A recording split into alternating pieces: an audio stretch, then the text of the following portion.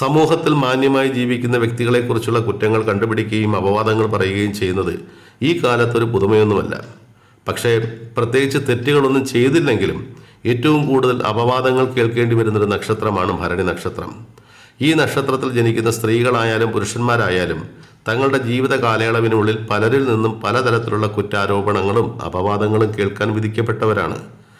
നിങ്ങൾ മനസ്സുകൊണ്ട് പോലും അറിയാത്ത പല കാര്യങ്ങൾക്കുമായിരിക്കും പലപ്പോഴും നിങ്ങൾ അപവാദങ്ങൾ കേൾക്കേണ്ടി വരുന്നത്. അഭിപ്രായ സ്വാതന്ത്ര്യം ഉള്ളതുകൊണ്ട് തന്നെ നിങ്ങൾ നിങ്ങളുടെ അഭിപ്രായങ്ങൾ വെട്ടിത്തുറന്ന് പറയുന്നതും സത്യത്തിനും നീതിക്കും നിരക്കാത്ത കർമ്മങ്ങൾ ചെയ്യാതിരിക്കുന്നതും മറ്റുള്ളവരുടെ ഇംഗിതങ്ങൾക്ക് വഴങ്ങാത്തതും നിങ്ങളെ പലരുടെയും അസൂയയ്ക്കും ശത്രുതയ്ക്കും കാരണമാക്കി മാറ്റാറുണ്ട്.